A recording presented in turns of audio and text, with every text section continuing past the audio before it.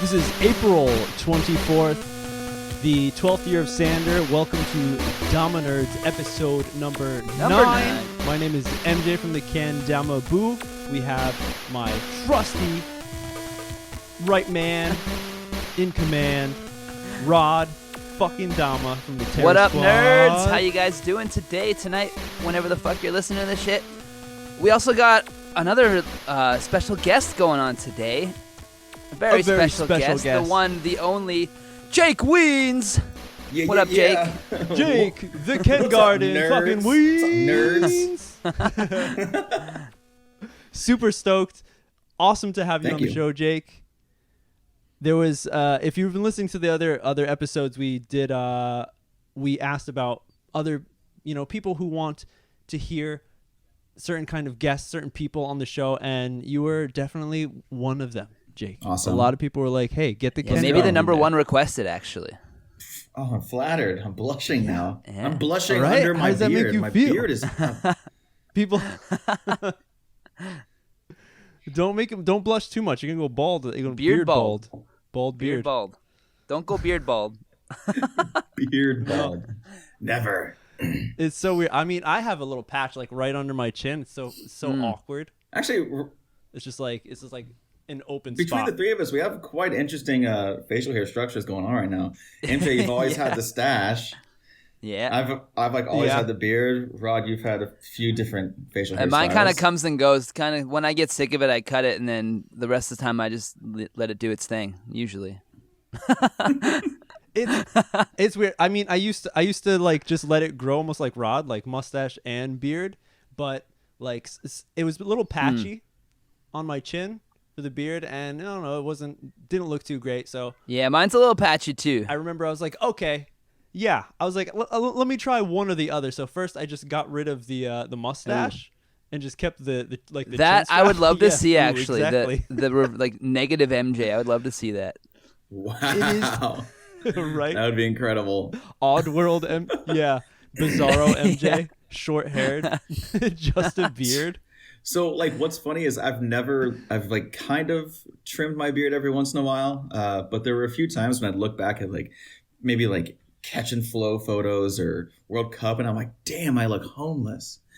Because like my beard would just be so insane. And so this year, before Sakura Classic in Chicago and San Francisco, I went to a Chicago barber, and Nice. I got the whole like straight razor, like full on lineup, talk about aliens and crazy shit, Nice. beard cut, man. Like, Yeah, it was pretty incredible. And I can say like now it's kind of my thing. I'm kind of addicted to going to the barber and being like, all right, it's been 2 weeks, let's go get this shit trimmed up. So yeah. so I this can year see it. at the World Cup, I mean, it's I'm the not same. gonna look like a hobo. So But like, I think everyone is searching right now. Let's check out those yeah, old I vids. wouldn't say like that they straight were talking hobo about. though. Like they're like the hobo with some swag. yeah, but just like the beard itself was so untamed. It was just like Yeah. But I mean, dude, with those schedules, KWC, it's like there's not much time to tame. maybe whenever we No. get to Osaka this year, maybe I can like seek out a Japanese barber. Oh, I know. I have a homie here in Matsumoto that does it, but Matsumoto's a far cry from Osaka. That would be incredible. Yeah. And overall, like facial hair in Japan is not really a popular thing. Like I've seen advertisements that are for like full like 100% hair removal of all the body parts of a dude, like advertisements straight for dudes. So like get rid of facial hair, guys, like because that's the worst. We want baby I just face. have this vision of like walking around with MJ and you're like, oh, MJ, what's that sign say? And MJ's just like, oh, it says complete total hair removal of all the body parts of a dude. That's what it says. direct translation. I'm here to help. Oh, awesome. Hell yeah. Well, Jake, you mentioned the Sakura Yeah. Classic. I mean, me and MJ, of course, were stuck here in Japan, so we didn't get to see it. So how was it? It looked like a good time. It was incredible. I mean, Sakura Classics, it's growing every single year. So last year, well, it started off just in San Francisco, and then last year. And when was that? Almost like 5 years ago. 3 years ago? So shit. And last year, Chad Covington does a Sakura Festival in Nashville, and he was like, "Hey, can we do Sakura Classic here?" So that started Sakura Classic Nashville, and then this year I moved to Chicago, so I was like, "Let's do it here." And so now my goal is to have Sakura Classic kind of go all over the world and these different cherry blossom festivals, because it's a formula that I build that's packaged with the bears and the graphics and the tricks and kind of the whole idea with the contest. And now it's just take it, give it to somebody in a different part of the world or country, and they run a contest, and Sakura Classic kind of goes all over the place, and you have Sakura champions all over the world. But hell yeah, dude, that's so fucking awesome. Can everyone stop and think about that for a second? Like this is why Jake is like a huge part of Kendama right now. Because do you think about that shit? So many people are wanting to, around the globe, especially in the States, I'm sure, wanting to spread Kendama and hold events. But there's so many things I've seen online where like, how do I do it? What should I do? Like, if there's no one who can like support or sponsor or something, like Jake just fucking... You just hit up Jake Wiens. You hit up Jake Wiens. Yeah, as long as there's a connection with the cherry blossoms, which is again connected to Japanese fucking cultural tradition, celebrating these cherry blossoms, these things that blossom once a fucking year for just about a week, that represent the fucking life of a human being, precious, beautiful, and in and out like so fast. And so the festivals, like all the contests, would happen kind of right in that area. And I love that the Sakura Classic in Nashville and San Francisco happens at the exact same time. I mean, the one in Nashville is 1 day, San Francisco's 2 days, and the one in Chicago was like a week earlier. But it's just about having them condensed. So it's like literally, it's like during 1 day all around the world, like everyone's doing the same tricks, the same contest, the same vibe, all that stuff. Mm-hmm. But dude, this year, Sakura Classic in Chicago, we'll start there. It was fantastic. It was the first event that I've done in Chicago. And it's like... Coda just got home. Hey, Coda. You just stepped out of the combini. Hey, buddy. He can't hear you guys because you're coming through the headphones. But wow. Yeah. So we wave. He says, Coda's like a walking Sakura bear. Like, he is a Sakura bear. Sakura bear. Yeah. No, just look like it, you know? He's got the build. Stance, you know? Yeah. He's going to be a little Sakura branch. It's almost 11 o'clock now. He just got home from grinding on the fucking KWC trick videos all day. What a when boss. did you get to the office this morning? Like 9? No, I was in... I guess you were in Tokyo, so yeah, when... So like 1 o'clock? Ah, it's like 1 o'clock, yeah. Yeah, let's go ahead and just like cue up some like some applause just with a sound effect for Coda and Gloken. Right? Just like cue one of those. Cue that right now. Coda. Yeah. Right. Yeah. All right. Right. So yeah, like talk to you soon. Yeah, talk to you later. Later. Sakura Classic in Chicago was like a huge success. It was my first event of doing something in Chicago, and it's always kind of this thing where you're like, okay, it could either be hundreds of people or it could be 30, you know, or like 20. Either way, it doesn't matter because it's a Kendama event. It's gonna be fun. But we had an amazing turnout. We had around like 80 to 90 people come out. Navigator Tap Room, which is a pour your own beer bar here, is just opening their doors to us like all day. Yeah. Which that is place incredible. looks so sick. That's super awesome. And we had a fantastic contest. I designed some new stuff for the Sakura Classic, so I designed these cool shirts and like these like Damas, and that they were a huge hit. The cardigan. Oh, the champion cardigan. Yeah. Oh man. So Chicago went awesome. Carter Justice won it. He beat everybody out, and he got the jacket. And then San Francisco was an incredible event too. It grows every single year. I keep waiting for it to like slow down, but this year we had 65 people, 63 or 65 people in the open division double elimination bracket. It was a huge bracket. Damn. And then we had speed ladders, and we had freestyle exhibition match, which is like my freestyle format, which is pretty crazy. And oh man, we got to get into that. It's different than your average. Oh yeah. We'll come back around. We'll come back around. Let's just finish. Each year it continues to carry the energy. And in San Francisco, like Stod won freestyle and Ben won the open. So that was a huge win for Grain Theory. And then we sold out of all of our products. And so it was like, we launched the new Stod mod. So I try and really build like Sakura Classic San Francisco to be the time where Grain Theory, we kind of release new products and throw parties and stuff like that. So each year, if there's a party at the Hatch, you better be there because there's going to be a dope video and some other stuff. But it was just incredible. It's like the very last match between Ben and Bonds was like it went the longest it could possibly go. It was 3-3. Bonds had to beat Ben twice, and Bonds beat him once, and that match came to a 3-3 tie, and then Bonds won. Then the next match was like do or die, win or lose match. Went back to 3-3, and Ben won it. And let's not forget the fact that we had a sound ordinance like miscommunication somehow, and instead of our sound being cut off at 6 or 7, it got cut off at 6. And as we're doing these matches for the finals, homies are going around with power drills disassembling the stage. No way. So it wasn't just like, all right, you guys are being too loud, no more emceeing, no more PA. No, so we gotta break this shit down. They were taking the fucking stage apart. And like there's a point where someone's about to do like a pirouette trick or something that takes extreme focus, and dude's been in the background. We just whipped out a drill. He's like, it's the loud ones, like the race car driving. And I just turned to him and said, hey man, can you just chill for a second? And they said, hey man, we got to go to rip this thing down.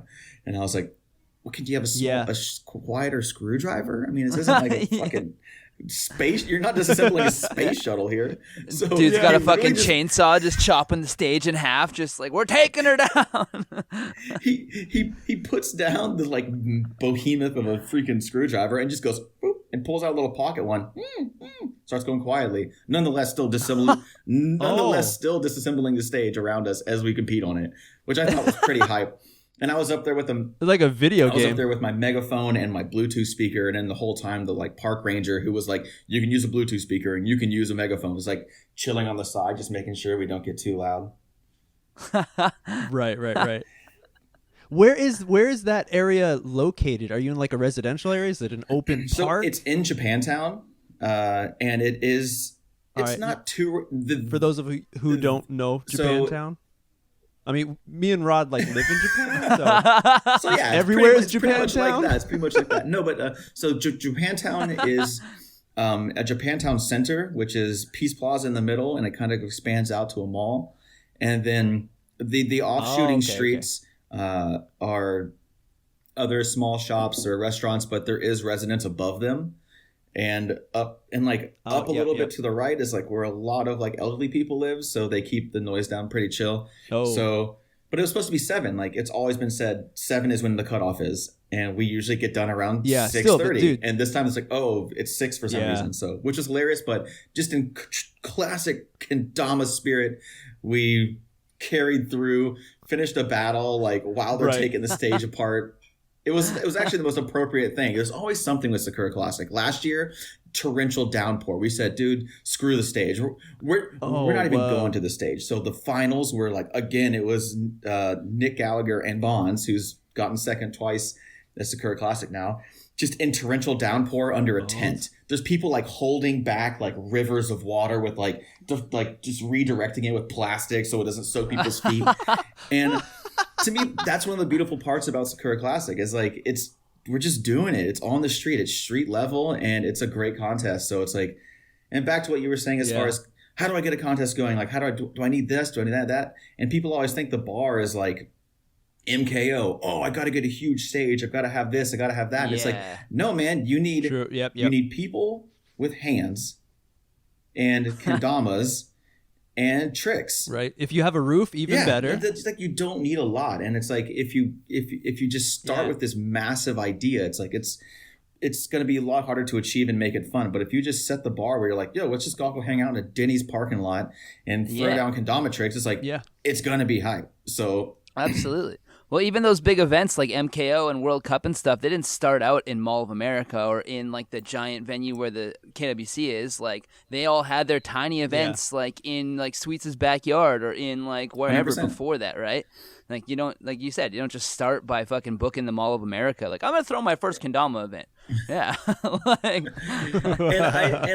I feel like that's what kind of deters people from like throwing a contest is they feel like they have to live up to that standard, and it's like, nah, man, it's like the Kengarden started with me and the homies in my tiny backyard in San Francisco, and that was like one of the first, if not the first contest, or if you want to call it a contest, in the U.S. for kendama. So hell yeah. And right? Again, it was just in the backyard. It was people that, and it wasn't, this is the most beautiful part. And this is something that I'm actually trying to recreate in 2019, is it wasn't kendama players. These were just homies and friends that were like, this is before there were kendama players. There was me and Rice, and we played kendama. And everybody else, it was like something they just dicked around with, you know? Yeah, they just knew that you and Rice were the weirdos who walked around with shit all the time. Yeah. And so we were like, oh, let's have a party. And my goal was like, let's just have a party and have kendama be a part of it. And so, and exactly. Again, and it's have beers, food, cook it out, hang out, grill out, hell yeah, and dance party. So all the friends know enough, like just big cups. So it's like, let's do a little competition. Exactly. And that's something that I really want to try and bring back. It's going to be actually a difficult task, but I'm trying to bring that exact concept back this year. Because I just recently bought a house, which I'm really stoked on, in Evanston. I almost said Evanston, California, Evanston, Illinois. And I have a backyard. So let's have a contest. And my goal. Yeah. Oh, man. Kengarden 2? This will be Kengarden 1. This will be Kengarden 4. It's not the sequel. This will be Kengarden 4. Because Kengarden 1 was here. Kengarden 2 was Oakland, which is that outdoor area where I had a bunch of stuff. Kengarden 3 is out here, and that'll be Kengarden 4. But the goal is to, like, I'm going to go around to local people and just say, introduce them to kendama. And if they like it, say, hey, I'm going to have a party. You should come through. And then try and gather up people. Like, I'm not going to invite any kendama players. Sorry, kendama players. But it's like, it's just going to be people that haven't really played kendama. And like, all right, speed ladders, big cup. Then you got to get base cup. And just reconnect that like raw, just like young energy with kendama. And it's something that if you document it, because like to me it's all about documentation. Like that is one of the most, if not the most important part of an event is documentation, because that's how you get it out. That's how you make it grow. It's like with every Kengarden event back in the day, I documented it and I filmed it. And if you go back and watch that very first Kengarden contest video, which actually wasn't even Kengarden, it was Doppler Radar. Shout out OG crew. It just has this incredible energy to it because all these people are getting airplane stoked and dancing and eating corn on the cob and all this stuff. It's like, so I'm really going to try and redocument it and see if like that energy, I mean, it exists still today, you know? So yeah, dude, I bet it does, because I think it goes back to like with anyone of at least like us, the people who started early on when the tricks weren't at the level that they are now for a normal kendama player to see, you know, someone starting off and going online and seeing Nick Gallagher and Bonds and Stod. It's like, we just went on, we saw a Japanese dude with a towel on his head. And we're like, what the fuck? This is pretty ridiculous. Shima, shout out Shake Shima. Yeah. Yeah, shout out those extreme kendama edits. So, oh God, that music though. I had to watch that video on mute for so long.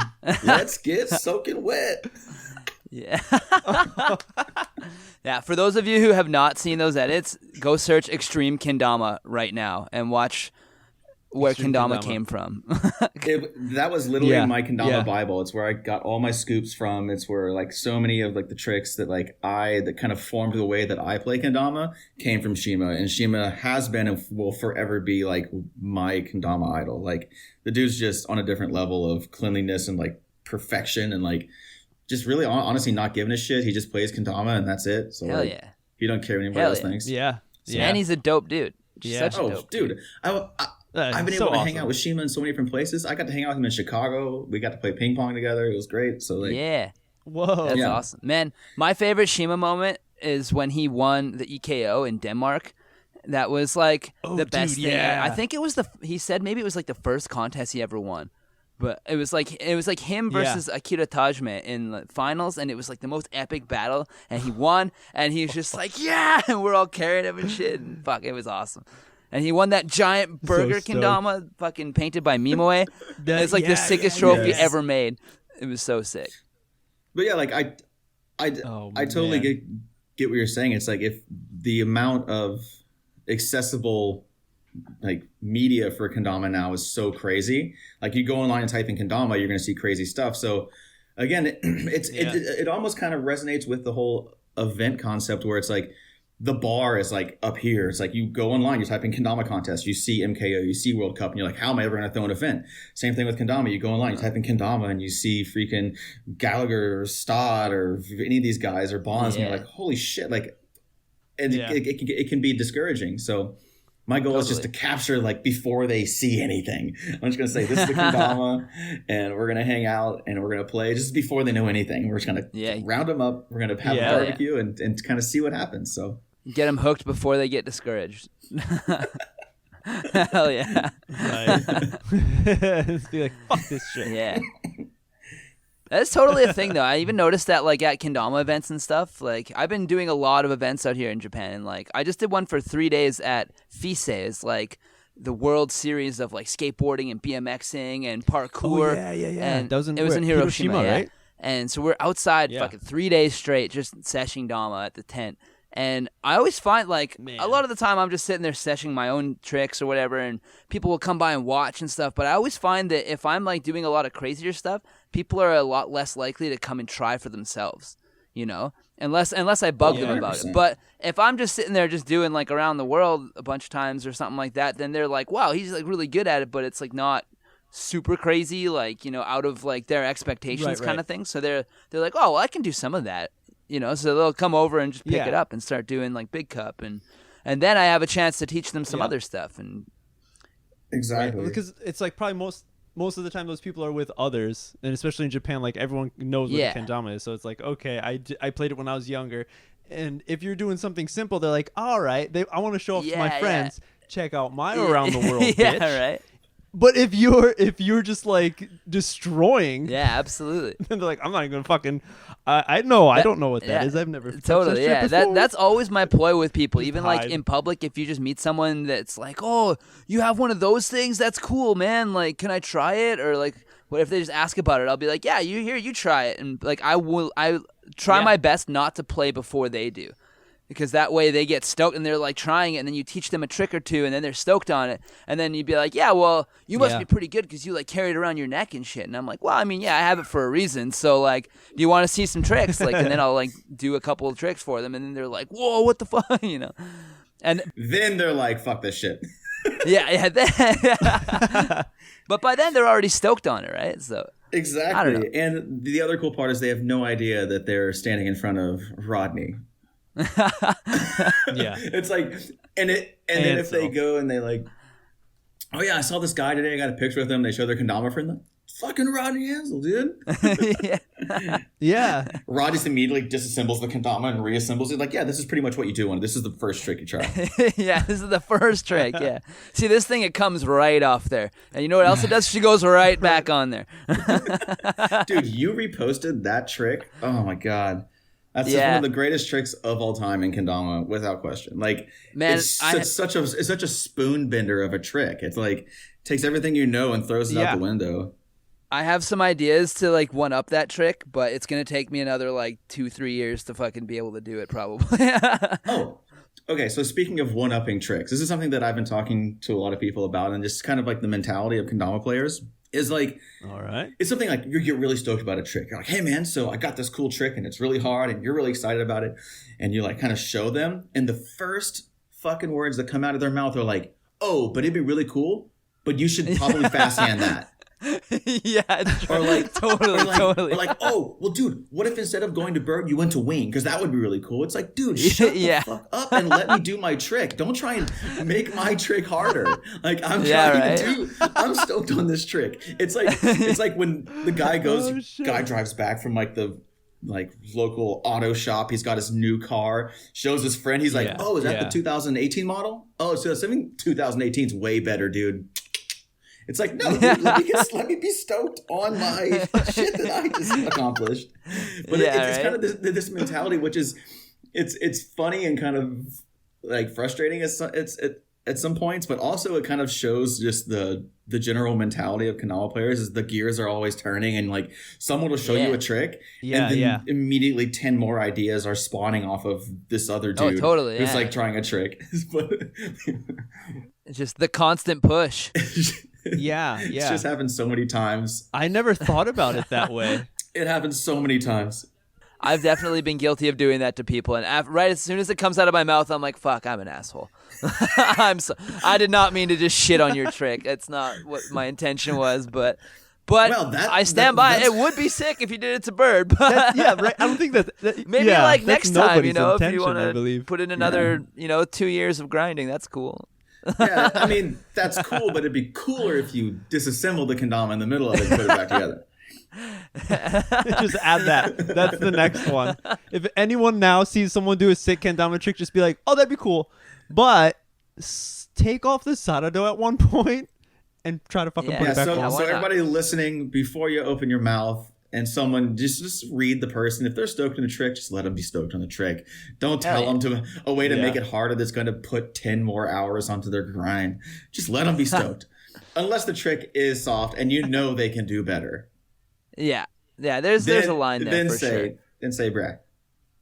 You could push them a little bit. We were talking about that yesterday at the KG Tuesday here in Chicago. Hell yeah. Man, that's hype. That's something out in Japan here that I'm really missing is the Tuesday jams, man. I don't got Tuesday jams. Go to a lot of events and shit, but it's not jam nights. It's not the jam, Does Japan have a Tuesday? Do you guys have Monday, Tuesday, Wednesday? Or does it go Monday, Wednesday? And it goes Monday, Tuesday. Okay. But, so there is a Tuesday. We have the same amount of weeks or days. I see what you're saying. Yeah, so there is a Tuesday. So why isn't there a Tuesday jam? If you guys have a Tuesday, I don't see. I actually tried to do. When I first moved here, I posted on my Instagram and shit, in Japanese, and was like, "Hey, if I threw a jam on Tuesdays, would anybody come?" kind of thing. And people just either didn't answer or were just like, "Yeah," but then when I actually tried to do it, literally 2 people came to my jam. And I ended up just paying for the venue. And I was kind of like, well, I mean, 12 people told me they were going to come, and then 2 people came. Wait, you have to pay? What the fuck? Well, don't pay for a venue. Well, yeah. It was wintertime, so it's kind of cold out and shit. But now I can do it outside. True. Oh, yeah. It's definitely cold. Yeah, I keep forgetting about the whole paying for venue thing. It's kind of crazy. Yeah, it sucks. It's not great. Yeah, exactly. Yeah, come on. There's no free parking in Japan. There's you can't just park. There's also sidewalk. that. Yeah, if you're driving somewhere, you're fucked. Oh my god. Put that on a T-shirt. Japan, no free parking. Yeah, right. It's zero. I've when I go back to the States, I'm just so I'm in awe when I walk down my street. I'm like, look how many fucking cars are just parked on the sidewalk. Oh man. Dude, it's been fun. It's the little things. It's the little things. Yeah, it really is the little things. I can't wait to get back out to Japan. So I can't wait to get back out and MC World Cup again. And I'm also really stoked because I'm going to be MCing the European Freestyle Championships in Denmark. So you are? Sick. Yeah. Ooh. I get to go to Denmark for it'll be my first time in Denmark, and I'm gonna get up on stage. And the other awesome part about it is my boy Harold Boyesen is gonna be the DJ. Yeah, I heard that actually. That's so hype. So I mean, Harold's one of my best friends in the entire world, and it's just so cool that we were in San Francisco and we skated, we played kendama, we made music, we did all these different things together. And then he moved to Amsterdam, I moved to Oakland, then Chicago, and we're both kind of doing our own separate things, and then we're just reforming like Voltron in Copenhagen, Denmark, and I'm gonna be on stage emceeing. He's gonna be DJing, and it's just dude, how the fuck did we end up back here? It's just kind of crazy how paths kind of go all over the place and then zip right back. So that's one of the things I'm most stoked on is like being back on stage with Harold. So that's so hype. Hell yeah. I want to go so bad. I'm going to try and scheme my way over there. We'll see what happens. But I'm so broke right now. It's going to be hard to scheme, but I'm going to do my best. But Rodney, you're also really good at just getting everywhere. Like Rodney just pops up all over the place. You always find a way. That's what I'm saying. I'm on the scheme. I'm going to try. I got some ideas. Right. We'll see. That's awesome. Yeah. Speaking of like Europe and traveling too, I'm really excited because we're sending a bunch of our GT boys to Europe. So we're gonna have Ben Harold and Damon Kirchmeyer along with Tio at the BKO, and then from the BKO they're just gonna go all over Europe until the Copenhagen event. So we have this whole like little tour plan kind of all over the place. So there's going to be traveling and moving around. Probably by the time this episode's out, that will be announced. But nice. Yeah, I'm just really stoked to have those guys just cruise around Europe doing their thing. So that's so it's gonna sick. be dope. Yeah. Hell yeah. So Jake, there's some questions that I actually have. We have a Patreon page for the Kengarden, and Dominers is one of the types of Kengarden that we release. And I hit up the people who are Patreons, and they get the ability to ask our guests questions. And we got 2 questions that came in specifically for the Kengarden. Let's go. I'll start with both of them from Aldrin Esqui. Oh, Aldrin, what's up, bro? How do you say his name? I feel bad. His last name. Aldrin. That's just it. There's no last name. Sweet. It's just Aldrin. Aldrin. It's just Aldrin. Just Aldrin. Just Aldrin. AKA his Instagram handle.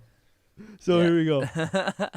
On a global scale, what do you think the future scene of kendama will be like in 3 to 5 years? Global scale, where is it going to be in 3 to 5 years? Okay, so judging by just like the arc of kendama, kendama doesn't, I feel like it never, or it hasn't blown up like all at once. It's more of like these little tiny explosions like Hawaii and San Diego, and right now like Latvia and the Chrome Swedes Kendama USA gang wars in Latvia, which is a whole different story. And then Romania. So what's happening here is these pockets are just blowing up with popularity, and which is great because it gets a lot of people into it. But once the ashes settle, you have like your diehards. So what's going to be cool is there's no reason why those little explosions are going to stop. I don't think, because once it hits, it hits. Yeah. And so in 3 to 5 years, I think that there's going to be like more of those pop up. And so what that's doing is it's giving the kendama economy, I guess, or just like the industry, a big boom. So everyone gets a shit ton of sales, and like that helps keep everything going. And then it kind of settles down, and then you have your core, and then those core people are who are like traveling out to contests, and those core people are who are throwing the contest. So it's like it's building the community as a global whole. But I mean, I see it, the vibe and everything is going to stay as it is now because everyone's connected. There's just going to be more people that are going to be a part of it. Because right now, I think Kendama has a pretty rad vibe, and it's pretty global, and there's a lot of people learning about other people's cultures, and everyone's kind of chill, except for Latvia. So in like 3 to 5 years, I think hopefully there'll be 3 to 5 more spots that explode with kendama, and then settle down to like this cool little spot that like the diehards are there, and kendama will keep pushing forward in that fashion. Trick wise, I've been saying for like a while, like I think there's going to be a ton more ambidextrous play. I think that's going to be a new wave of kendama play, which has already kind of been happening. Absolutely. As far as like deconstruction goes, as far as deconstruction play, that's going to be a new thing. But also level 20. I'm also just really interested to see where, it sounds weird, but kendama technology goes. So how is the kendama going to change? What's going to become more acceptable? What's going to become less acceptable? Right now we have the KWC box. So it's like, will the box still be a thing in 3 to 5 years? will there be new contest formats? Will it go the way of yo-yo? And it's like people just eat, sleep, and breathe around a contest. Right now, Kendama still has this really cool balance between like the street style, whereas people like, I don't compete, like I just play and shred and do videos and whatnot. And then you have your guys who are like, I go to contest and I win, and that's what we do. So I hope that it keeps that diversity and style, but just with more people. So that's kind of where I think it'll be in 3 to 5 years. The same, but larger. That's a pretty solid answer. It sounds like you've been thinking about it, Jake. I'm always thinking, baby. That is, but it's interesting. A little weird that you say Latvia is weird about it. Can you go deep into that? Okay, so from what I've heard, I've been trying to go to Latvia just because it's huge. It's a scene that's blowing up. But right now, I've had like such interesting communications, and like I've heard crazy things, and like as far as like you've got your distributors, right? So you got your shop that sells sweets, and then you got your shop that sells Chrome and Konami USA, and apparently they do not fuck with each other. Like, so down to the point of like cyber attacks and bricks through windows, and like if you got a sweets kendama and you roll up on a homie with Chrome kendama, like there's gonna be like, or like a group of homies with Chrome kendamas, they're gonna haze the shit out of you for not having the right kendama. Like, that's kind of where that is. And this is all, again, is this factual or like you've heard and from what I've heard multiple sources. I've also called Cooper, and Cooper was like, "Nah, man, it was chill over here." But then you hear other things, and like, because he was on the sweets side where everyone only had sweets, and like from the shops that I've reached out to, it's been like, yeah, like maybe let's try and work something out, but you can't fuck with anyone else. You're just going to be with us. By the way, like, this is what these guys did to our shit, so don't fuck with them. And like photos of like just destruction. And other guys being like, oh yeah, sorry you can't check out our website right now because it was under cyber attack. And I'm just like, oh, what is going on? So it's like, it's definitely some crazy shit. It's definitely on some like crazy different vibe stuff. I haven't been there myself to see it. This is just kind of what I've heard and what I've experienced with it. But I don't know. It's definitely like the whole mentality of the like diehard sports fan. It sounds like to me like you know, like in Europe people love football, aka soccer, or South America, and people will fucking get in huge riots for I guess same town with different teams. They fucking hate each other. Yeah, and it's just hazing, and it's also how impressionable like these young kids are, and it's also that mixed in with the idea of like wanting to be sponsored, and like, yo, if these guys are talking shit to these guys, like I want to be on these guys' teams, so I got to talk shit to these guys, and that just I don't know. So I mean, as far as going to Latvia, I think we're gonna pass this time, just because I just don't even. We've had all these crazy ideas of like, what if Grain Theory team just went to Latvia, didn't talk to anybody, but we just like threw a sesh and didn't sell shit, but just like went there and like made this like just crushed it like and just peace out, like didn't say anything. Edit, But then I'm also like, yo, like, are people gonna be like, yo? And then we got the Sharks and the Jets. We got like we got the Chrome dudes and Konami USA guys over here with like they're all walking up snapping like West Side Story shit. Oh, dude. Yeah. And they got the guy with the bottles on his face. GT, come out and play. Yeah, so like, I mean, a bunch of Damas. And so what? And so back and referencing back to what I was talking before is like, once this initial like explosion is done of like this Kendama insanity, I really hope that they kind of settle to a point where it's like, oh yeah, like why am I talking shit to these guys? All on the like, same team. Yeah, like why are we doing this? And like, you know, just peace and unity, bro, for Kendama. Why did I go like berries this? And smell I like some crossed flowers. my fingers like wishing I should have done this. Like, I don't know, but you're wishing for the peace, bro. I'm wishing for the peace. Wishing for the peace. So yeah, that's what I know from Latvia. That's crazy, and it's interesting to see how some places explode like that, like Hawaii, Romania, Latvia, where there's plenty of other places. I mean, even in Japan, there was a boom of it resurging and coming back because of how popular it was overseas.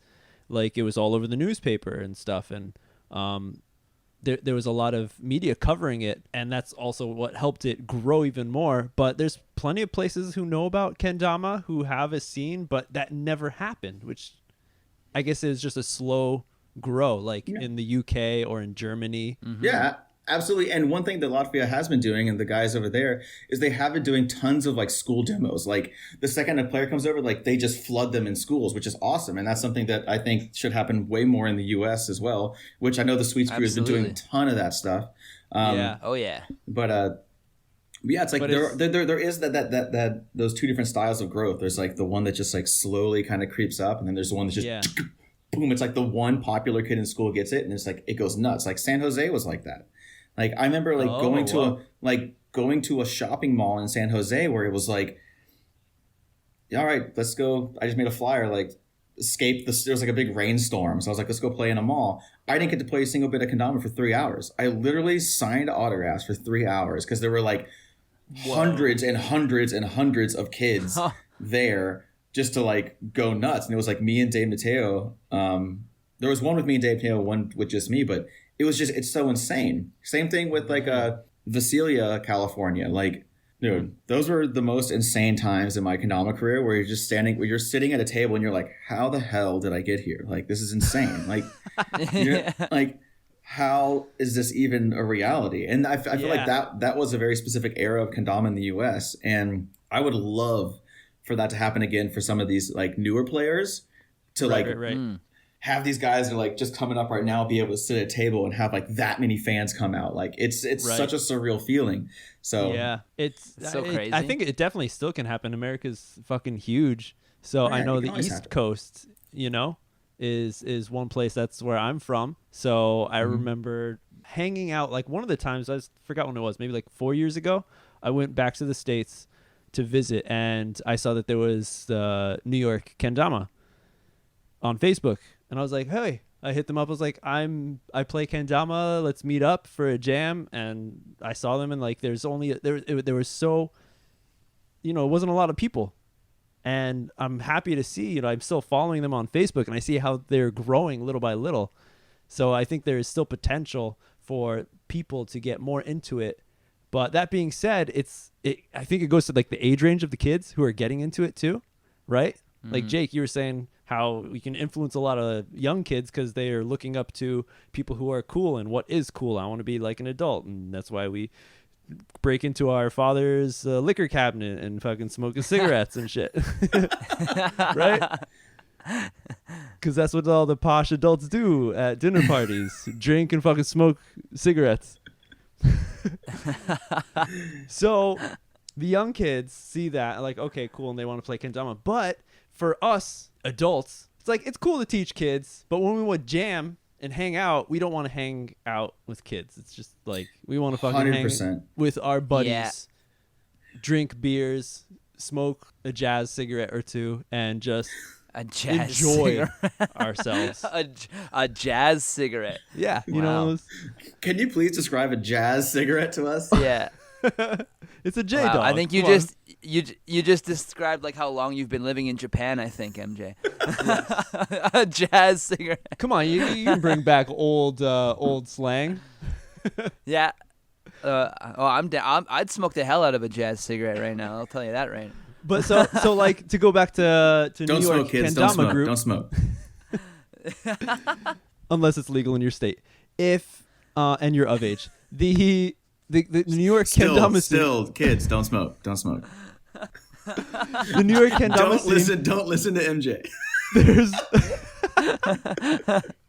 There's a lot of the kids, the dudes that I saw were, you know, they were older. They weren't kids. So I think that's what it was. It was hard. It's hard to get other non-kids, adults, young adults, to get into kendama because it's like, that's not cool to do. It's not cool to be a kendama player. It's not cool to play kendama when you don't know anything about it, like the scene. Well, the thing is, like, I kind of disagree because I think that the best thing you can hear from somebody, it's like we all want to hear people say like, oh, it's a kendama. I know what that is. But the best thing you can hear is someone saying, yo, what the hell is that? I've never seen this thing in my life. Because you have the opportunity at that point to completely instill whatever you want kendama to be in their heads. You can say, oh yeah, this is a classic game from Japan that children play, or you can be like, yo, this game is a total freestyle skill toy that's a lot of fun. It's like from Japan. It literally translates into sword and ball. Try this out, and just boom, you can like blow their minds. Like make them say this is cool as shit. Like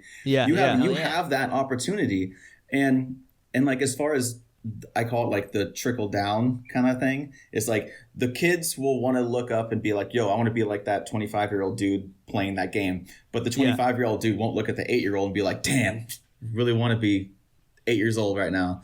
And unless it's Kaito. I'm really stoked to go back to elementary school.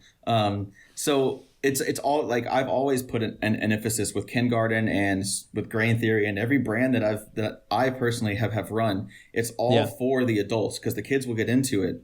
But yeah, with making kendama look cool, it's like that's up to you, man. It's like if you find somebody that's like, I've never heard of this thing before, it's like that's an opportunity for you to be like, okay, it's chill, it's just a fun game. And we do it every single day at Tuesday. Like every Tuesday sesh, it's at a bar, it's 21 and up sesh, and we teach so many people how to play kendama. So it's like when they go out and tell their friends, it's just like, yo, there is this group of dudes at a bar that have this obscure ass game, and I got it on the spike, and he poured me half a beer for it. So it's like that. So it's like your opportunity to make it cool.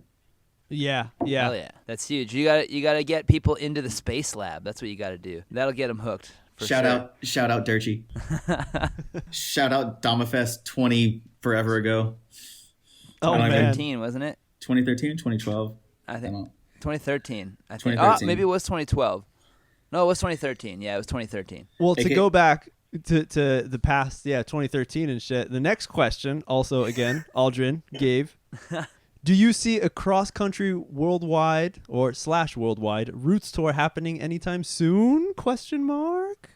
So I've been wanting to do a Roots tour again, and I have a very specific vision for the Roots tour.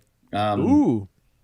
And it's something that I do want to make happen, but it's not something this time that I'll be able to handle it all myself because I have a 7-month-old daughter. So I'm dad now. So I have these other responsibilities and this number one priority in my life, which is my baby. And it takes up all of my time. Today's Wednesday, by the way, and today is the Wednesday when Amanda takes off work so I can do work, like spend an hour and talk to you nerds, which would not happen if it wasn't Wednesday and I was being stay-at-home dad. But Roots Tour is something that I definitely want to see happen. And it's something that, again, like I said, like I have a very specific vision for. And it'll be something that I want to do with the intent of possibly blending a little bit of the concept I was talking about, where you find people that have not played kendama. And again, the entire tour is like, let's make the best impression upon these people of kendama, like before they even see anything online or before they know about like, oh yeah, all the kids at the elementary school play this. It's like before that even gets to their mind, like, right. Yo, let's roll through in a van, throw some sick parties, and have this fun game and get it going like that. So you got to get like a brewery to sponsor you so you can fucking hand out free beers. There you go. Of course. And like, okay, so and dude, if you could totally bring it back to the whole like worldwide friendship aspect of it, was people from different companies coming together, fucking 100%. just loving kendama and spreading that. 100%. And that's like the roots. I'm sorry to interject. Question. No, go. How did you think of the name Roots Tour? Because during that time, it's like, okay, here's another thing. It's like, regardless of how long something's existed, you've always wanted to travel back to the beginning. There's this constant chase for that first spike. So like, even it was 2013, 2012. I had only been playing kendama since 2008. So it's like, even at that age, we were like, yo, let's go back to the roots, the original roots, you know? But we were still such children in the kendama game. But there's always chasing back to that initial learning curve, you know? Because that's the part that gets you the most hype. Chasing the dragon. Yeah, chasing the dragon. You're chasing that first spike, man. Just gotta give it to me. So it's like that's so with Roots Tour, it was like it all started with like let's just drive to battle in Seattle, you know? and I have my little Scion, and I'm like, yo, like, dude, let's get some friends. Let's get some friends and let's drive up there. And it's like, yo, what if we put stickers on the side of the car and it looked like a little tour van? And it was like, it was like, oh, that'd be cool. Like, we should actually like stop in Portland and like Tahoe. And then it was like, well, then we should stop here, and like, we should get these guys to go and like, oh shit, we need to rent a van. So we rented a van and pulled all kinds of strings with like vinyl stickers, and like shout out Fat Lace and for those guys for just hooking it up with like the vinyl stickers, and like Kendama USA for just donating tons of products for us to sell and keep that tour going. Like, we had to sell Kendamas at each stop or we were going to run out of gas. So it's like, so Kendama USA donated just like an insane amount of Kendamas, and we sold those Kendamas and kept the money, and that went to like funding the tour. And and spreading it. So, but it came back down to like, yo, let's just get in a van, go play Kendama and meet new people. Because that's one of the things that was the original part of Kendama that we were chasing. The roots of it was like coming together around this game. And so, hell yeah. And I think that's what a lot of people still relate with that, you know? So many people I've seen online on, you know, Kendama Facebook community be like, yo, there's so many people that I would have never have thought, like with so many different types of hobbies and backgrounds, and I never thought we would like click or even have a conversation. And it is possible because of Sword and Ball. Yeah. And like, and with the Kengarden, which is what I originally started it with, is like the whole idea was just being this entity that brought everyone together, which was the Kengarden, with like through the events. And like, I've recently kind of re-energized the Kengarden. I've been trying to post on the blog and like kind of highlight things that I really enjoy. Fertilizer. Yeah. And so, and the new vision for Kengarden is I wanted to, because every like I mean, we've seen in Latvia and stuff, it's like people are so like brand diehard. I really want to make the Kengarden that is that middle ground between all brands. It's like, it doesn't matter. It's like, it's not a Kendama brand. So it's like everyone can get behind it and unify around it. So whenever we do a tour or an event, it's like not brand specific, you know? So hell yeah. And it's something that like just everyone can kind of come together around, and like everyone can join around it. So that's the Kengarden. That's why I want to like do these events and get these people that have never played Kendama back into it in the tour, like go try and chase that mission, but also include representatives from like all the different brands and like right. Kind of, I mean, you're almost doing that already with the Sakura Classic, you know? Yeah, it's and it's just not mobile. It's just at the event. Yeah, which in a sense the concept is mobile, but the events are local, so which is kind of cool. Yeah. So that's kind of where that's going. So trying to keep up on the blog, and back in the day it was like go on FKC, find the hot stuff, repost it, talk about it. Now it's like go on Instagram, like I can't repost this Instagram clip, damn it. So speaking of like Instagram and Instagram versus YouTube, we're just gonna bring that up. Damon is gonna be dropping his new video today. Yeah, I saw that. So Damon Kirchmeier has an incredible video. Yeah, good grief. Incredible video that he's gonna be dropping today. And again, like one of the posts that made me get back into Kengarden was like, he put out what an honor it is to be mediocre, which was like his like last full YouTube section, and it was so good. It like got me so stoked, and like I'm stoked he's putting out another full section. So there's going to be YouTube live video premiere at 5:30 GMT today, which will which will be a while ago because this isn't coming out today. So a while ago. So go check out the video. Good. Go if you haven't, exactly, go check out the video. That's hype. So yeah, it's just a lot of fun. I'm still having fun with Kendama. Like, there's a lot of people being like, "Oh man, like this is back when Kendama was fun." And I'm like, "Shut the fuck up! Like, you're still having fun with Kendama. And if you're not, just go piss off." Like, yeah, like why do you even have a Kendama in your hand if you're not having fun with it? Yeah, exactly. I'm still having fun. I'm still loving Kendama, man. Like, fuck yeah. The best thing is that there's so many different avenues that you can take where it stays fun. Like, if you're not having fun with it, you stop, and that's totally fine. But there's so many different things. Like you were saying, Jake, some people are just going to comps and winning those comps and wanting to get, you know, into first place, second place, get on the podium. Some people just want to jam with their friends, or some people just want to kill time in their house when they don't want to waste time watching fucking Netflix or scrolling through people's feeds, who cares? Who cares? 100%, man. it can, and it's something that it can mold and be whatever you want. I made a video years ago that was just like Jake Wiens talks kendama, and that was one of the main points of it. Was like it can be whatever you want it. It can be your meditation, or it can be your like sport or your hobby, or it's the thing you do with friends on the weekend. So it's like just hell yeah. Don't feel, everybody out there, don't feel pressured to play kendama any other way besides the way you want to play it, or have it be anything else. Like if someone's telling you got to learn this trick, it doesn't matter, man. It's like you play at your own pace and stay true and just have fun with it. Hell yeah. Preach. 100. That is what's up. That is super what's up. Yeah. So I have a question for you, Jake, since we got you on the show, that I'm sure a lot of people are curious as to how and when GT started. Since I know you were on the Kusa team back then, I think, when it started and all that stuff. So you got any stories about that people might want to hear? Or? Short form, long form, how detailed? I mean... Medium? Yeah, medium. Let's go a hard medium. Okay, perfect. So, San Francisco, circa 2012. Captain's log. So I feel like every project is born from a problem. That's when solutions need to be made and new things are born.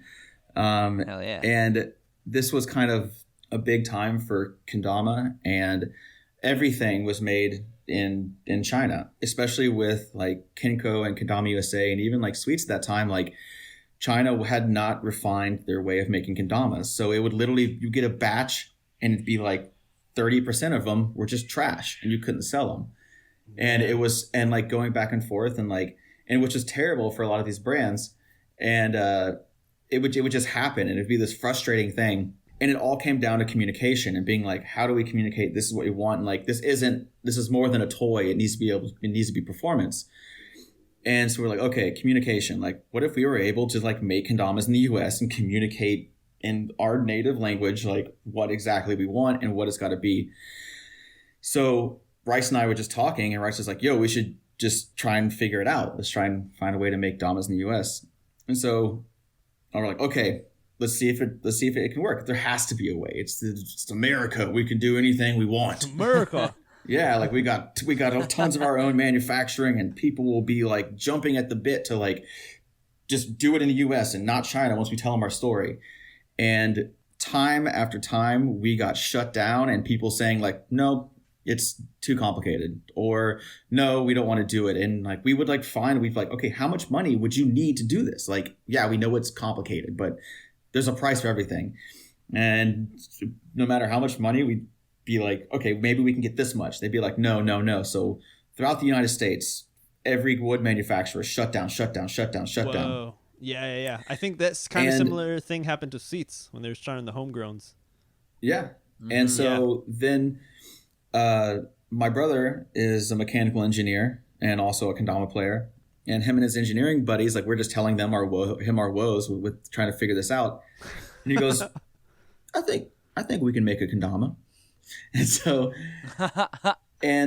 so they went on Craigslist, found a CNC lathe hooked up to a Windows 98 ThinkPad, and through CAD and everything, like the first kendama was made, and American born. Yeah, and if you go back and look, like we have a video on YouTube, it's like the beginning, and you'll see the very first thing that ever came off a lathe in this carriage, like 1800s carriage garage with water leaks and rough brick in Chattanooga, Tennessee. Yeah, it's just like a shack. And so like then an it was outhouse. like, all right, yo, let's do this. Like, let's try and make a kendama. And throughout time and refinement, it worked. And then it from there kind of blew up into something we did not foresee it being. Like they were expensive because we had to pay them to do it, and it's just inherently a better, like, crazier process. So CNCs aren't cheap, that's for sure. So we get our first ones made on the Liberty, and it's our first batch. So we had them on sale for like $80, and the first batch sold out immediately.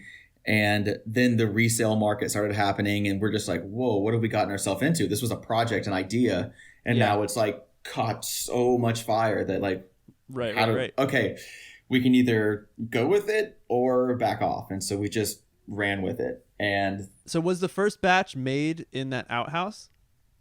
Outhouse?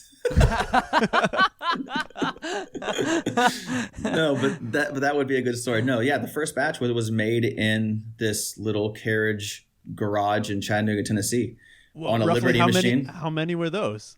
I think there were 50. Man, maybe. And they were all beechwood with cherry Tamas, because that's what we knew at the time. That was New Zorro. Yeah, it's like beechwood cherry Tamas with our shape. Works. Yeah. And we had MASH actually paint the very first. There was the Advil color, aka the Lost Tama, because we were still working, and like a lot of them, again, like our goal was like perfect Dama, like no fuck ups. And we were having some issues with like porousness of like the cutter and the tool, so a lot of the paint was like soaking in. So we actually scrapped like a ton of them. And it was just our chase for perfection, our chase for the absolute opposite of what was coming from China. Right. And we got it. And now here we are. So, and that's kind of how it started. Yeah. And Rice and I just consistently just like, and again, like wanting to make a brand that was geared towards adults, like adults, like we have a certain aesthetic to it. We have a certain aesthetic to it. And like, they are more expensive, but they're expensive for this reason, that if you're an adult, like you can understand and appreciate. Yeah. You don't need to put that warning tag on there, like contains small pieces. Yeah. Choking 3 hazard. years and up. It just says, don't get too drunk and choke on this. Yeah. Yeah. Don't do stupid things with this around your neck. So that's how Grain Theory started. It was literally an idea and a concept that we just had in San Francisco, and like we decided to go for it. It was also just like the manufacturing woes and also just a challenge. We wanted to see if we could do it, and we figured out a way to do it even after being shut down so many times. Right. And that's awesome. That was like your brother, fucking keeping the family. Yeah, and so that's when Grain Theory was formed and RWB was formed, which was there were 3 guys making the Damas that had their own manufacturing company now, and then there was Grain Theory. So talking about the origins of GT and stuff, this was after the paw kendamas that you and your dad also made, wasn't it? That came before GT, did it not? Yeah, so the paw kendamas were just like one-off, like artisan, hand-turned, beautiful kendamas. They're also the very first ever Spectraply kendamas and Spectraply Tamas. And that's where the original swoop, because my dad is an incredible craftsman with wood turning. He makes Windsor chairs. He does incredible bowls and vases. He teaches at wood turning symposiums and all these things. So he's really well, and it didn't just happen overnight. He's been making like beautiful things. So since you were a little kid, you had wood all around you. Oh yeah, like Isla right now has my rattle that my dad made from a single piece of wood with my initials on the bottom. Generations, so cool. Fucking tears. So that is awesome.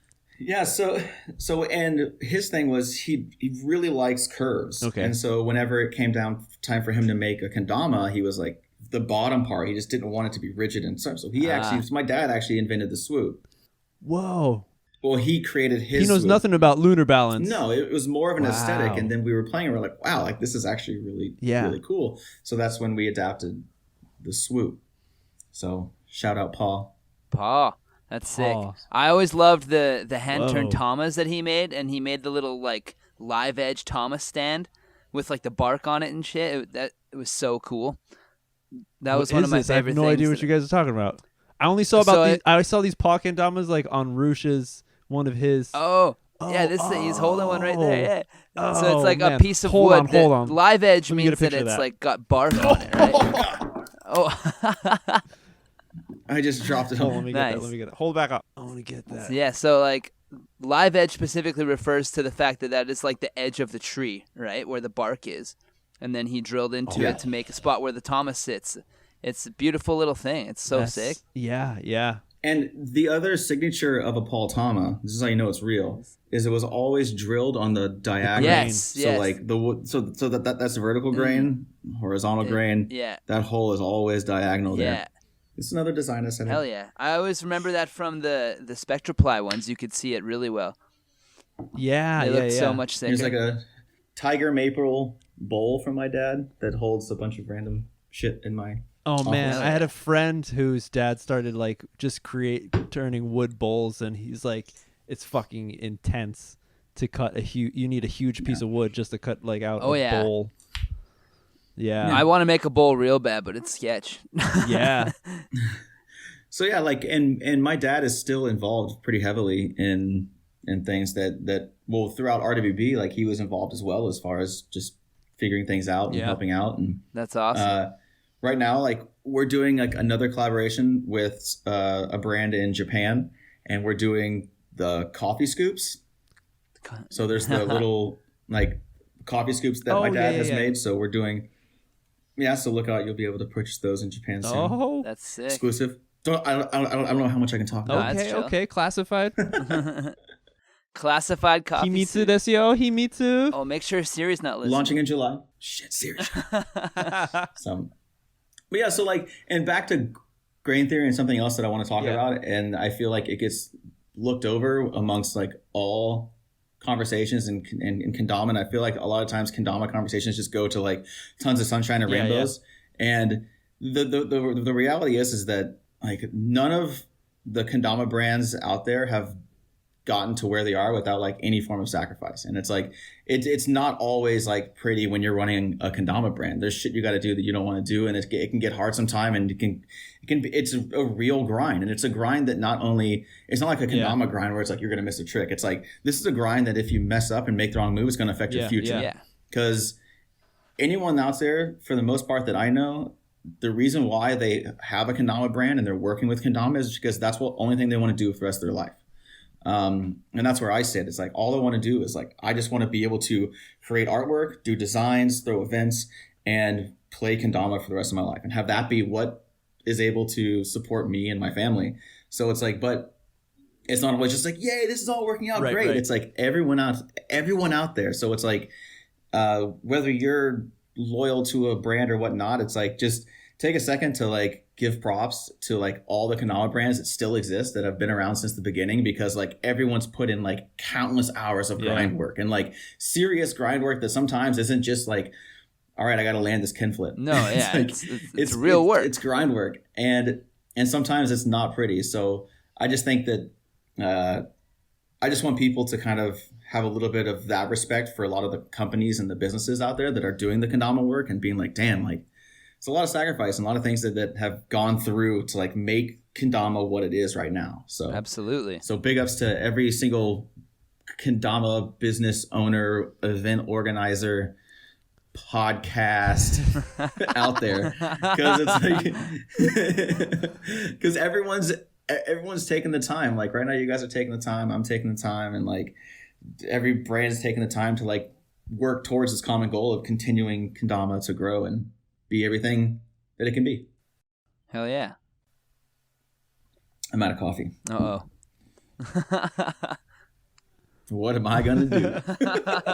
You have to wait for those coffee scoops to come out and make yourself some new coffee. Better get to work, bud.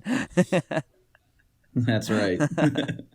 You said yourself, sometimes it ain't pretty. It's not pretty, man. Sometimes it just goes crazy, and you gotta think, what the hell am I gonna do? Yeah. So, but you figure it out, because if you're passionate about something, you'll figure it out. Yeah. Hell yeah. 100%. Yeah. 100. Yeah. Gotta make it. Is there any every once in a while I'll see like a new kendama company brand, I guess just a company, then it'll pop up, and I think a lot of people will look at it and be a little skeptical, or just be like, well, what is this gonna contribute to the community, or how is this gonna be better than what is already out there? What's your take on that, Jake? I mean, you can't really control what anyone does, right? But what you can do is you can control the way you perceive things and the way you see them.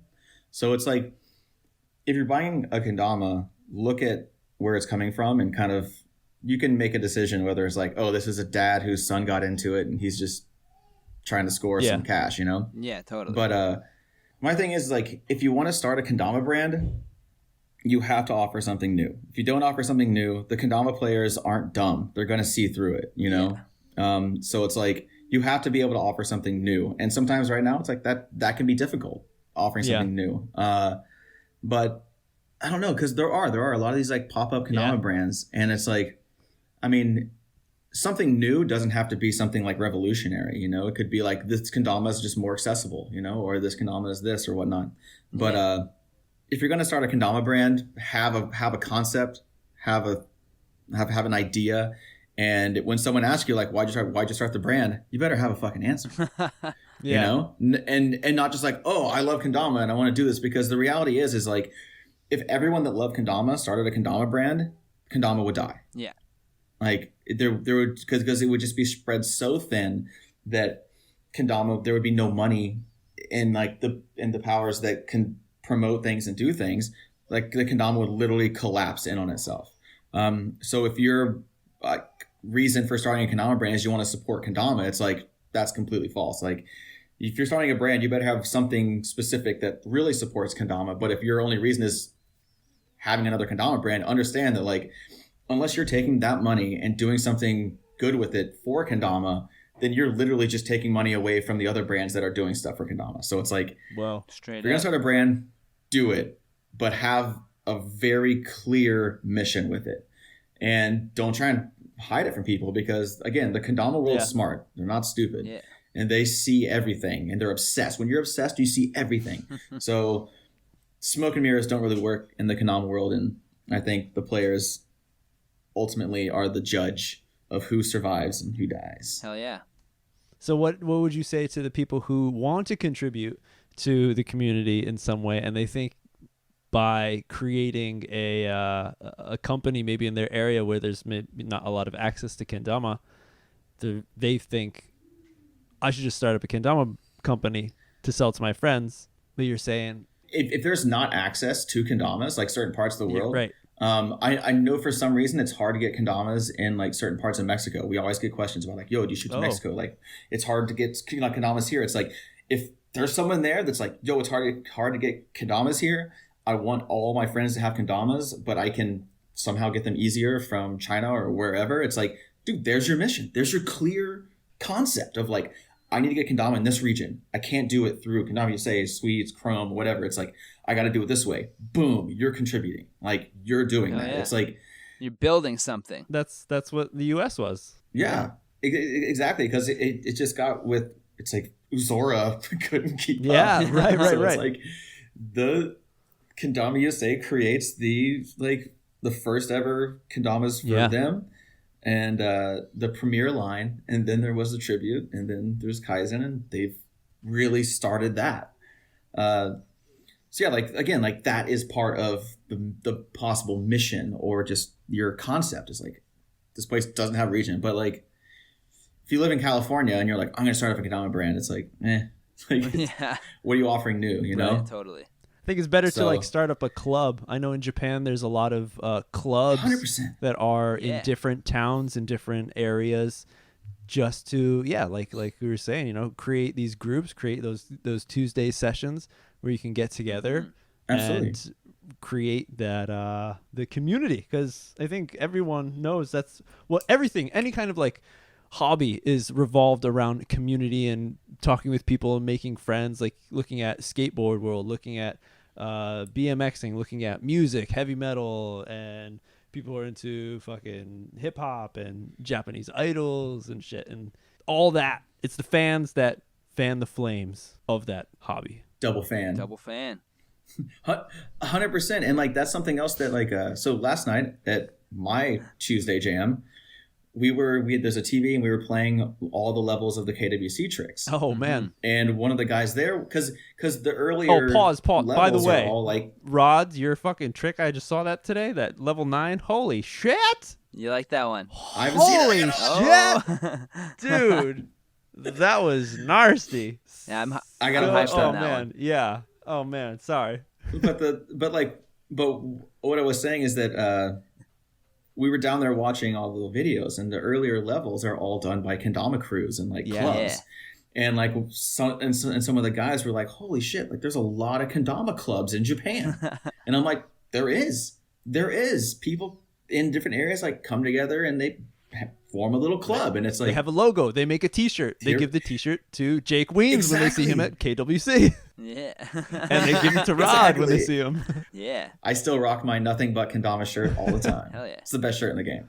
It says nothing but kendama, and there's a coffee cup on the back. Yeah. I'm just like, this is just so amazing. I always think that's funny. Like, I love that spot. I was just there recently, actually. It's a little like restaurant cafe spot in Osaka called Nothing But Kendama, but they also sell coffee and food and beer and stuff. So it's not actually nothing but kendama, but I'm super down with it. And the logo is sick. You're right, with the little coffee cup, and it says like nothing and then but on the coffee cup. Which is funny because like the butt is on the coffee cup itself. That's why I love it so much. Hell yeah! Oh, yeah, those guys are dope though. No, but that's what's cool is like everyone forms their squad and their crew, and all these squads for the most part like get along and are chill. You know, it's like everyone everyone turns it into like it's just a way of unifying the communities that are separate, that are like far away, but then when they come around World Cup, it becomes World Cup squads. Right. So it's cool. So everybody just get your friends together. Only thing that matters is consistency. Like whether it's 2 people that show up or 100 people that show up, do a jam on a certain day of a certain week and every month, and just keep it going. It doesn't matter. Like KG Tuesdays is still going on. We did it for 4 years in San Francisco. 4 years, every single Tuesday.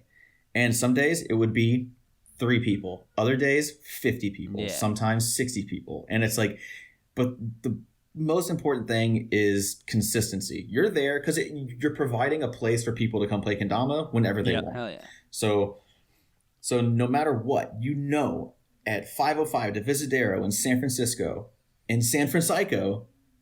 you're going to be able to meet some people playing kendama. Like, no matter what, there's going to be people. Is that still happening kendama now too? In San Francisco? There's KG Fridays now, not in San Francisco. There's KG Fridays in Japantown, which is where we ended up moving it like the last year and a half. And then there's also San Jose. There's also like Danye does some sessions up north and like Sacramento, Vacaville area. So there's like 3 sessions in the Bay Area. There's 3 squads in the Bay Area now. So it's like, so that's like really sick, and there's no reason why it shouldn't be that in other places. Yeah, everyone should. Absolutely. Whoever has that, I wonder. I'm trying to think about how in Japan they organize, or if those groups are on SNS. I know Kendama has a Facebook page that's not super active, but still at Sioux Lab we still every Tuesday get together. Yeah, and dude. I think Sula's been holding it down for so long. In Japan, other groups will have Instagram accounts or Facebook accounts that are made for the group, and that's really cool. So if anyone comes to Japan, maybe you could search that and find a jam to be a part of. I wonder if that could happen, or it should happen in the States, so people could then see, oh, I'm traveling down Southern California this weekend, so let me see online, is there a group down there that I can meet up with? LACMA Lights in Los Angeles. There's like there's all these. Yeah, there really should be, and it's something where if someone's looking for an opportunity to step up and like do something in the kendama world, it's like building a directory or like an app of sorts that really pinpoints and just shows all these different jam sessions and makes it aside from any company. To me, it's like it should just be its own entity. And like, all right, this is a directory, and it's like, yeah, if anybody out there knows how to do like coding make for an like app or some shit, oh man, Apple Android, and it's like you can GPS pull up where you are, you can set up radius 5 miles, 10 miles. It's like, yo, these are the sessions. Oh, there's a session in Chicago in Logan Square, 2nd and 4th Tuesday. You happen to be here on the right Tuesday. Someone just needs to post that on somewhere on the web so that bot can go out and read it. I know there's a GroupMe. Have you guys heard of that? Oh, is it GroupMe? No. I don't know. Meetup.com. In Japan, a lot of the Westerners who live in Japan use it, so they can just go and there's like a pub crawl, or they can get together and watch like, I don't know, Game of Thrones or some shit. Do Mario Kart just like tournaments. Whatever they're yeah. And like anybody can just jump on in, and so that would be something that possibly could be used. Some website that's already up that can just puts information out there so people can jump on and see, okay, there's a jam happening. True, absolutely. Meetups. Meetup, yeah, that's what it was called. But right, it's all about spreading the Dama love and just leaving it at that. Like, just Dama love. I'm going to go into... Dude, did you got that message from that one dude? I forgot his name. Connor or something? That sent us the screenshots of the Damapedia. So I want to read one. Yeah, dude, I didn't see the message, but I saw that he had sent that. What is this? So in one of the past episodes, we were talking about Damapedia. That was a site that was up. It's like Wikipedia, but Dama stuff. And we talked about it on the one episode. And then as we were going to record for the next one, we were talking about it, and it was just gone. The website was taken down. And MJ was pissed because he never got to read any of the bios and stuff on there. Oh, I so wanted to. The homie, what is his name? Connor. Oh, I don't remember the rest of his name. I just remember it was Connor. He's a dude that hit us up on Instagram. So he went in and he grabbed some screen grabs of the site. So we now have a bunch of that information. So MJ is looking through it right now. He's going to find a part to read. Yeah, because I want to read one. Because, Damapedia. I remember that. Yeah, right? Wasn't it? I thought it was like John Aiken and those guys that were doing that maybe. Yeah, I definitely think it was. Yeah, that's what I thought. It's so crazy. It was such weird timing that like we were talking about it, and then all of a sudden the next time it's just poof, gone. Yeah, seriously. It was like 5 days, a week later, it was gone. I had that shit still on my just open on my computer. I was like, I'll come back to this. Computer sleep. Oh, tomorrow we'll have some time. Yes, Connor McGee. Thank you, Connor McGee, for Shout finding out this shit. It's straight up. Okay, which one are we gonna read? Let's read the bio of our last guest. Now, there's not everything. There's a bunch of bios that I remember seeing on the website that aren't in these screenshots, but still, something's better than nothing. Matt Sweets Jorgensen. Let's read about what Sweets is. He's the owner of Sweets Kendama, hometown Minneapolis. When did you start playing Kendama? February 2nd of 2010. That's pretty fucking specific. That is super specific. He really remembers that as February 2nd? I definitely don't have a date of when I started. I just traced my date back to my first YouTube clip I posted. Oh. Which is like sometime in 2008. Oh, Damn. man. It was literally Big Cup, Ken Flip Big Cup, and I slow-mode that shit. Yeah, you did. That's right. That's pretty good for 2008. Oh, man. Bruh. How did, Sweets, how'd you get into Kendama? My cousin had one at his house, and it was super old. We watched a ski video, and kids were playing the Kendama in it. The Kendama.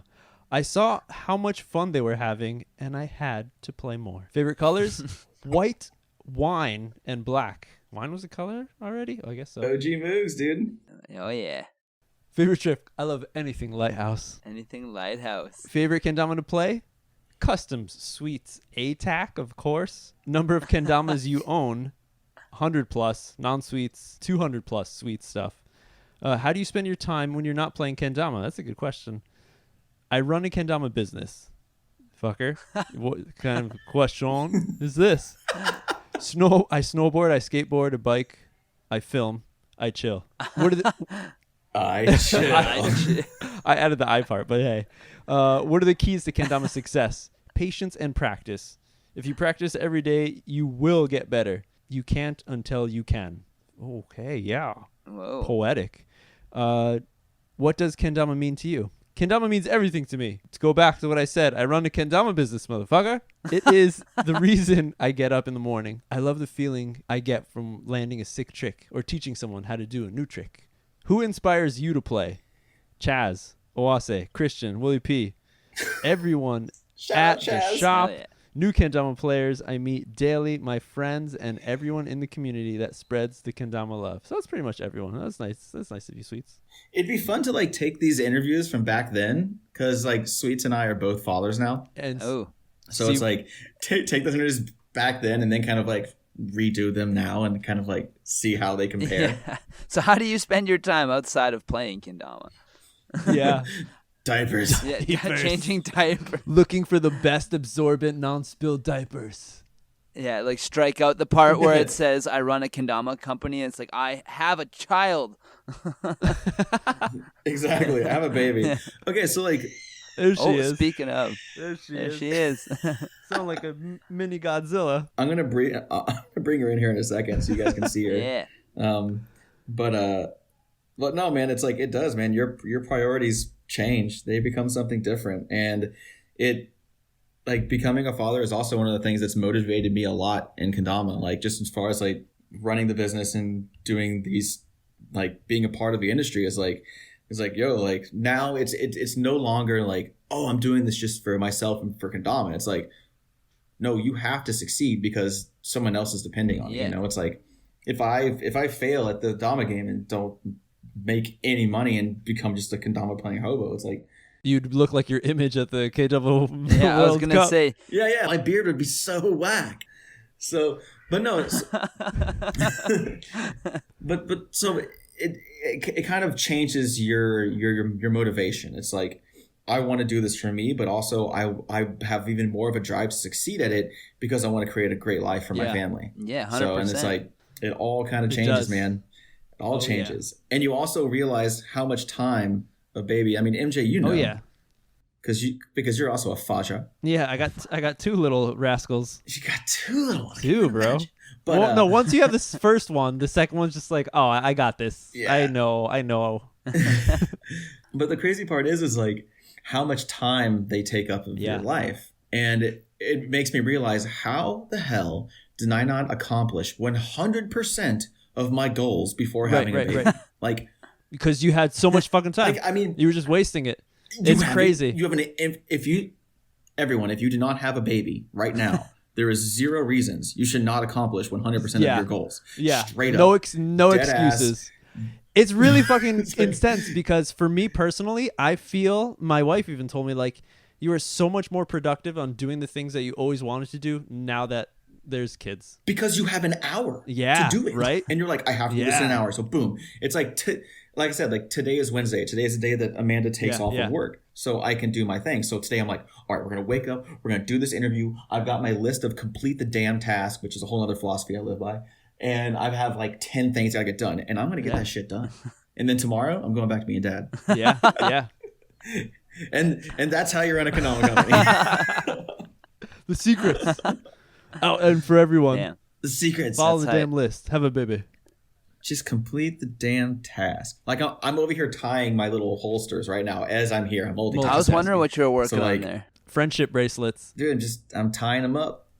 Tying them up, dude. The sidekicks. Yeah. It's my new jam. Not the old school like the Motorola jams.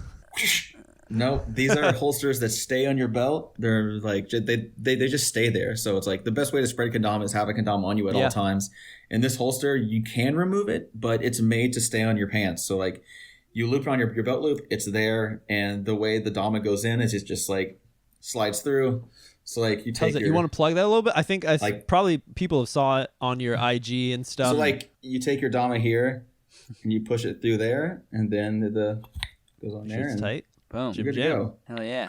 And then that goes on your So where can people find your sidekick? They're going to be on Kengarden store soon. So it's there. And this is the best part is like, look how fast. Draw. Out. Boom. Draw. Quick draw. So, yeah. Quick draw. So yeah, like I just been making these by hand and just.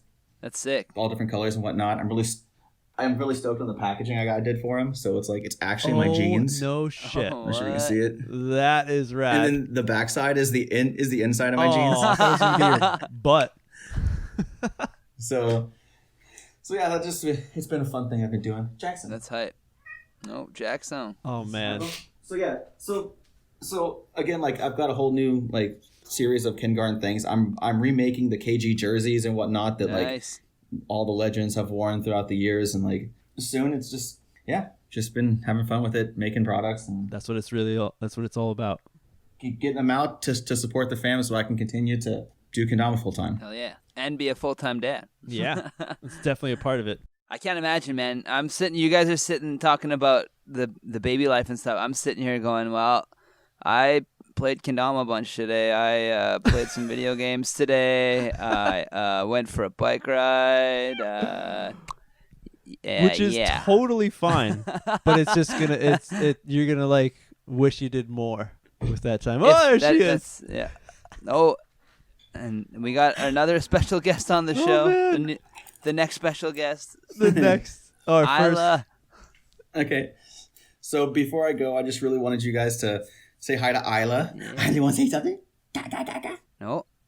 Like She's been really talkative. She's just now starting to do like blah blah blah. Yeah, kinda nice, like making babble noises. stuff. Drooling more. Come on. She's not making noises. No. But yeah, this is my main motivation in life right now. Is this little girl named Isla K, and she's a Cali kid. Oh yeah. All right, yeah. Yeah.